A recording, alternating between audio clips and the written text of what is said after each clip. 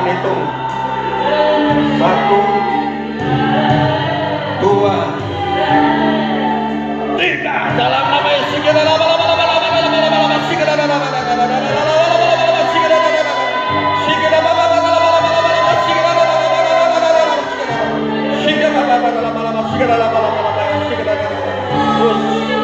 Terus berhembus kuasamu, terima dalam nama Yesus. Tercurah kuasa Tuhan dalam nama Yesus. Tercurah dalam nama Yesus. Oke, jangan tahan, jangan ditahan. Maka bertanyalah mereka yang berkumpul di situ, Tuhan, maukah engkau pada masa ini memulihkan kerajaan bagi Israel? Pertanyaannya, kenapa engkau tidak menjadi raja dan memulihkan kerajaan bagi Israel? Ya, ternyata itu ada maksud kenapa dia harus pergi gitu. Nah, ayat 7 jawabnya, engkau tidak perlu mengetahui masa dan waktu yang ditetapkan Bapa sendiri menurut kuasanya. Nah, malah jawaban yang lain dikatakan ayat 8, tetapi kamu akan menerima kuasa kalau Roh Kudus turun ke atas kamu, dan kamu akan menjadi saksiku di Yerusalem dan di seluruh Yudea dan Samaria dan sampai ke ujung bumi. Nah, ini seringkali ada yang protes ini, ke ujung bumi. Bumi itu bulat atau kotak sih? Hah? Bumi itu bulat atau datar? Kalau bulat kenapa ada ujungnya? Ya kan, ini seringkali jadi perbantahan.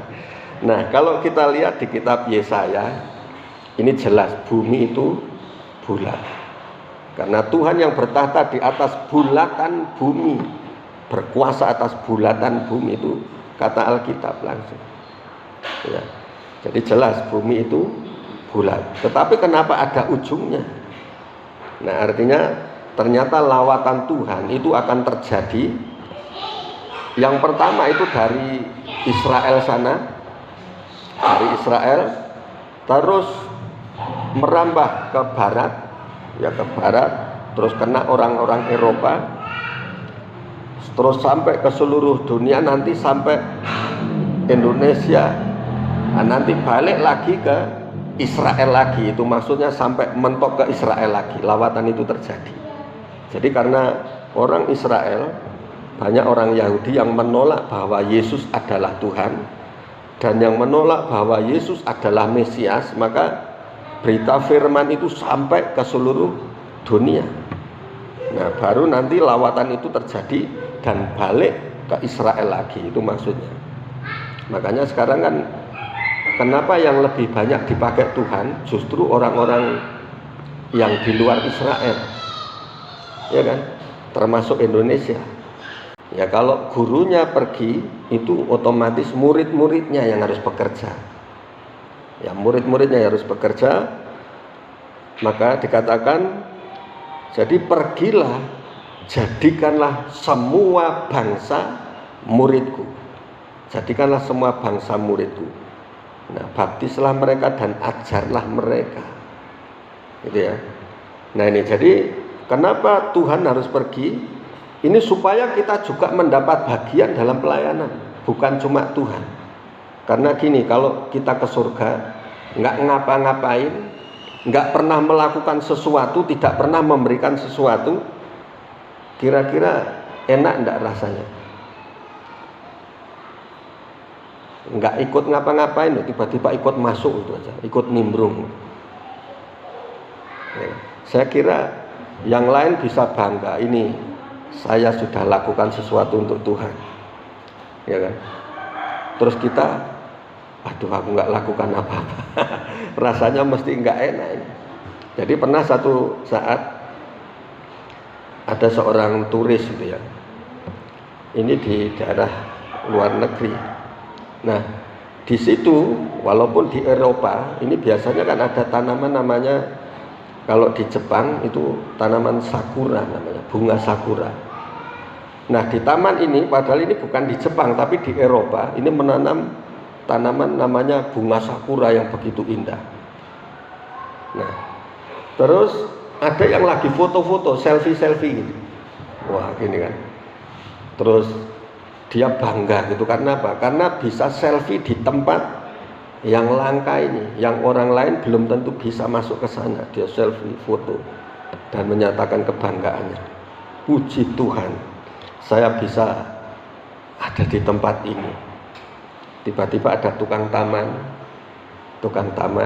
yang datang.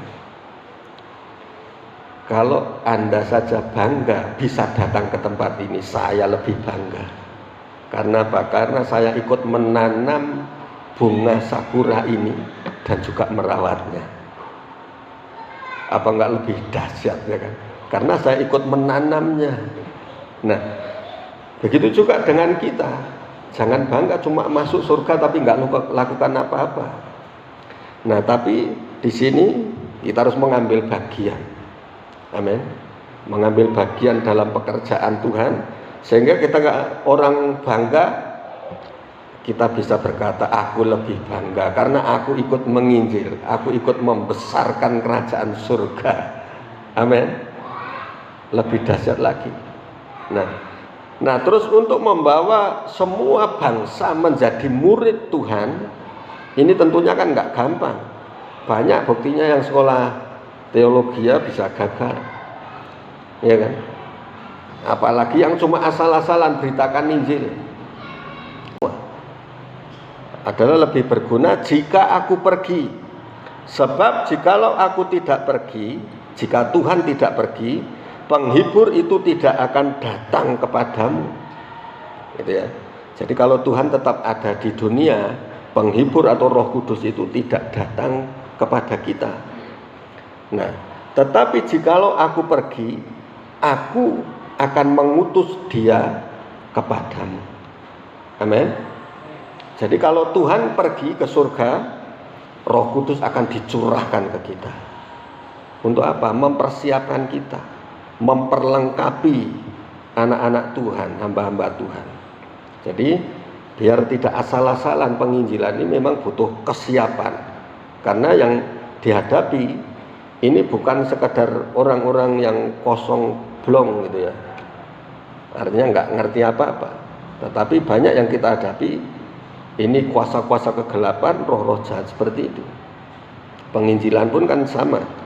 Yang dihadapi tentunya bukan cuma orang biasa, tetapi kadang-kadang menghadapi orang-orang yang punya ilmu-ilmu. Tidak membiarkan kita seorang diri menjadi yatim piatu. Tetapi Tuhan akan membuat kita ini disertai oleh Roh Kudus sendiri. Ya, dipimpin, diajar oleh Roh Kudus. Ya, supaya kita lebih banyak ngerti. Nah, karena apa? Pekerjaan Roh Kudus, coba kita baca pekerjaannya seperti apa sih? Ayat 8. Dan kalau ia datang, ia akan menginsafkan dunia akan dosa. Jadi fungsinya Roh Kudus datang itu kalau dia datang menginsafkan dunia akan dosa. Ini makanya nggak heran kalau ada orang dikasih tahu, diberitakan Injil, ditegur salahnya justru marah-marah, ya kan? Ditegur kesalahannya marah. Kenapa? Karena tidak insaf. Insaf itu kesadaran yang dari dalam. Tetapi kalau Roh Kudus turun, Roh Kudus yang menjamah dan mengurapi. Nah, kalau Roh Kudus sudah turun dan menjamah, akan menginsafkan, menyadarkan orang itu sendiri. Amin. Kadang-kadang nginjilnya nggak perlu terlalu ngoyo gitu. Tiba-tiba kok ada orang datang minta didoakan, itu namanya insaf. Nah, ini banyak sudah terjadi di seluruh Indonesia. Ini terjadi. Tuhan sendiri yang menampakkan diri kepada mereka, memanggil mereka. Ya, melalui Roh Kudus ini tentunya. Dan ini juga butuh doa-doa orang percaya. Nah, ini ya. Dan kalau ia datang, ia akan menginsafkan dunia akan dosa, kebenaran dan penghakiman. Menginsafkan, jadi menyadarkan mereka bahwa nanti juga selain menginsafkan akan dosa, akan kebenaran. Akan kebenarannya seperti apa? Bahwa upah dosa adalah maut. Tetapi barang siapa mengikut Tuhan, Ya, barang siapa percaya kepadaku, mereka akan selamat. Amin. Nah, ini yang perlu diinsafkan seperti ini. Jadi tanpa Yesus tidak ada seorang pun yang akan selamat, karena Petrus ini berkata seperti ini, di bawah kolong langit ini tidak ada nama lain yang bisa menyelamatkan kecuali nama Yesus. Amin. Kecuali nama Yesus. Nah, coba demi nama Joel gitu, nggak bisa. Demi nama Pak Delisa nggak bisa. Cuma yang ada demi nama Yesus. Nah, itu makanya nama Yesus pun kalau dipakai main-main, iblis pun tahu. Seperti anak Skewa. Anak Skewa ini anak penyihir, ya kan. Ketika melihat Paulus, Filipus mendoakan orang dan mereka penuh dengan Roh Kudus, terus setan-setan diusir. Nah, mereka meniru. Dua orang ini niru. Di dalam nama Yesus, Tuhannya Paulus, aku perintahkan kau pergi. Nah, orang gila ini malah ngomong gini. Setan yang di dalamnya ngomong, Paulus aku kenal, Yesus aku kenal, tapi kamu ini siapa? Katanya. Kamu ini siapa? Akhirnya mereka dihajar, bahkan lari dengan telanjang, dipermalukan, karena cuma main-main, gitu ya. Nah ini, jadi nggak main-main tentang kepercayaan akan Tuhan ini. Jadi harus sungguh-sungguh, amin. Karena Roma 10 dikatakan, barang siapa mengaku dengan mulutnya bahwa Yesus adalah Tuhan dan percaya dalam hatinya bahwa dia telah disalibkan, mati dan dibangkitkan untuk menebus dosa kita, maka orang itu akan selamat.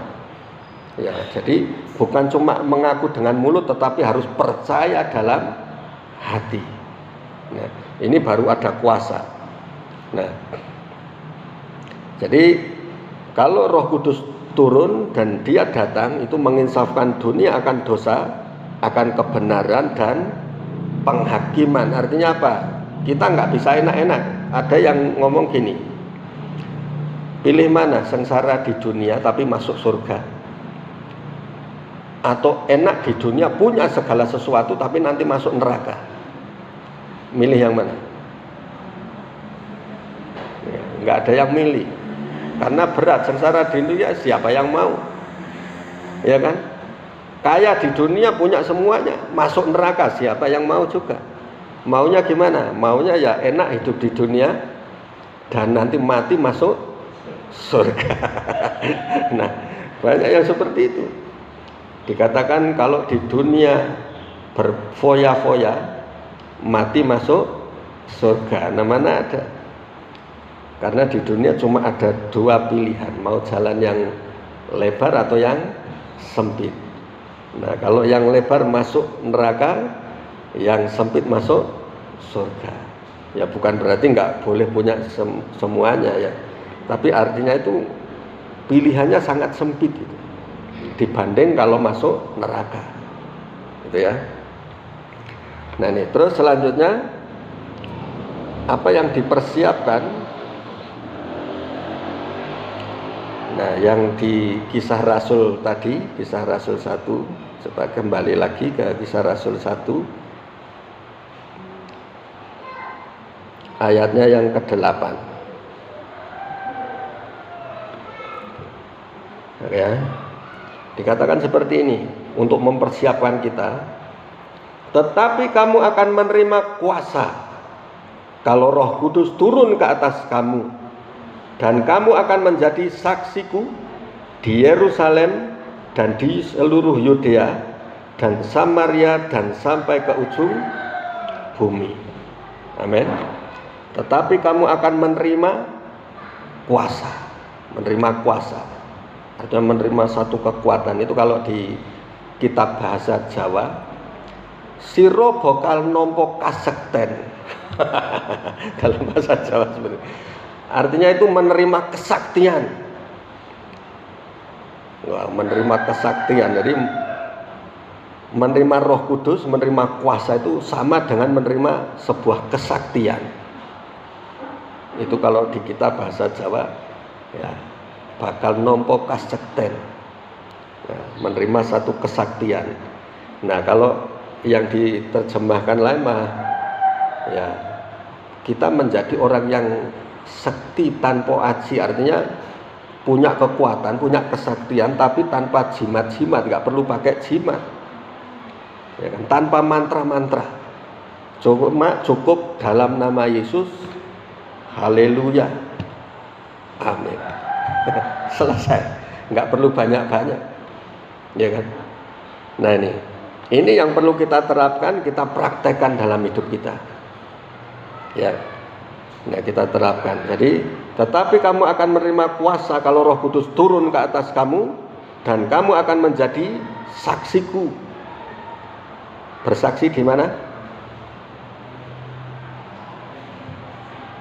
Di Yerusalem. Pertama di Yerusalem. Yerusalem itu di mana? Yerusalem adalah gambaran di dalam keluarga dulu. Dalam keluarga, karena banyak gini, banyak orang bersaksi keluar, bersaksi ke semua orang bahwa Tuhan Yesus hebat, Tuhan Yesus baik, tetapi keluarganya sendiri melihat pret gitu, ya kan, nggak percaya karena kelakuanmu seperti ini. Nah, nggak ada buktinya gitu ya. Tetapi kamu akan menjadi saksiku, yang pertama di Yerusalem. Jadi kalau ada suami-suami yang belum bertobat, itu tinggal bagaimana kesaksian dari istri. Kalau ada istri-istri belum bertobat, ya bagaimana kesaksian dari suami. Ya, ini jadi kita belajar untuk melihat ke dalam diri kita sendiri, apakah kita bisa menjadi saksi. Yang pertama di dalam keluarga kita, ya, di dalam keluarga kita. Terus dan di seluruh Yudea. Yudea di mana? Yudea ini tetangga-tetangga, ya. Dan Samaria. Samaria ini kalau di sana di Israel itu dianggap orang luar, ya, orang luar. Dan sampai Samaria, terus baru sampai ke ujung bumi. Amin. Nah, ini kemarin saya dapat ide, gereja kita harus ganti nama, ya kan? Bukan gereja GPI Muara Bahar, itu terlalu sempit lingkupnya. Kita enggak cukup cuma memberkati Muara Bahar saja, itu terlalu kecil. Tetapi kemarin saya ada ide, muncul gitu aja, GPI Nusantara. Iya, karena apa? Karena kita justru walaupun kecil di sini, tapi yang diberkati seluruh Nusantara, seluruh Indonesia. Amin. Seperti melalui Zoom ini, orang Pematang Siantar nggak tahu dari mana bisa kenal saya, tahu-tahu masuk di Zoom, minta didoakan. Terus orang dari Ambon, dari Papua, ya kan, dari mana-mana, dari Kalimantan. Kemarin ada namanya Pak Manurung. Ini keluarga Manurung lagi dirundung kesedihan. Ya, yang satu Manurung yang di Pematang Siantar, satu Manurung yang di Kalimantan, 2 tempat lagi sakit semua. Nah, makanya ini kita berdoa supaya nama ini benar-benar menjadi berkat, gitu ya. GPI Nusantara, kita perkenalkan nanti GPI Nusantara, bukan cuma GPI Muara Bahar, ini terlalu kecil. GPI Nusantara kita akan tetapkan namanya, karena walaupun kecil akan memberkati bangsa-bangsa, memberkati suku-suku, memberkati Indonesia ini. Ya, apalagi nanti nama ibu kotanya juga ibu kota Nusantara. Amin. Oke, ya. Nah, ini jadi sudah jelas di sini, tetapi kamu akan menerima kuasa kalau Roh Kudus turun ke atas kamu, dan kamu akan menjadi saksiku di Yerusalem, yaitu di keluarga kita, di seluruh Yudea, di tetangga, dan Samaria, ke orang-orang yang tidak kita kenal, dan sampai ke ujung bumi. Amin. Sampai ke ujung bumi. Nah, ini bisa terjadi kalau nama GPI-nya sudah berubah. Nah, itu nanti yang akan datang ke tempat ini bukan cuma orang Batak saja. Karena ini namanya Nusantara, ini sudah diwakili orang Batak ada, orang Jawa dari keluarga Gembala, orang Ambon sudah ada. Ini nanti tahun depan akan ada dari suku Cina akan masuk ke gereja kita. Loh benar, ini sudah ada, sudah persiapan. Dari tim kami akan datang ke sini dan akan buka usaha di sini gitu ya. Kita doakan aja. Dan kemarin ini kalau mau, ini ada orang Nias lagi mau masuk ke sini. Oke. Ya tinggal kita saja persiapan. Jadi benar-benar ini satu kesatuan di gereja kita ini. Ya, benar-benar jadi Nusantara benar. Amin. Oke ya. Terus selanjutnya, kalau menerima kuasa yang seperti apa? Seperti apa yang diterima supaya layak menjadi saksi Tuhan? Karena kalau bersaksi, Tuhan itu baik, terus kita nggak lakukan apa-apa, gimana kita bisa menyatakan kebaikannya? Ya kan? Terus Tuhan itu dahsyat, Tuhan itu penuh kuasa. Jangan ngomong Allahku luar biasa, Allahku luar biasa. Tapi masalahnya kita biasa-biasa saja. Kalau Allah kita luar biasa, kita juga punya sesuatu yang luar biasa. Nah, ini ya. Nah, kuasa yang diberikan, coba kita baca Markus 16. Markus yang terakhir ayat 17 dimulai. Ini sebelum Tuhan Yesus naik ke surga ya, sama ceritanya ya.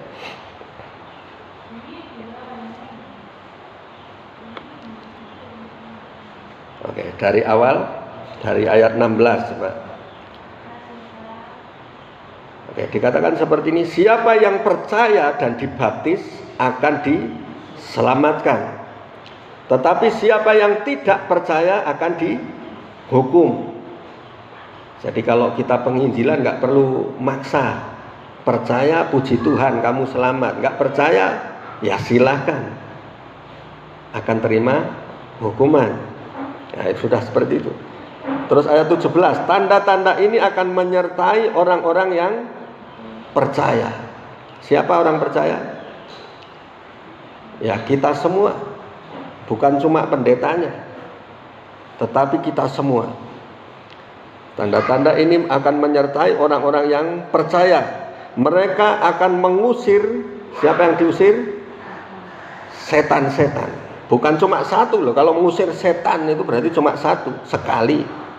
Saya pernah mengusir setan. Nah, terus berikutnya ada genderuwo lagi, kok nggak bisa. Nah ini namanya cuma mengusir setan, sekali itu aja. Tetapi dikatakan mereka akan mengusir setan-setan banyak. Ya, demi namaku, demi nama Yesus. Ada yang pernah buktikan? Maksudnya tanpa gembalanya lihat itu pernah enggak kesaksian gitu coba.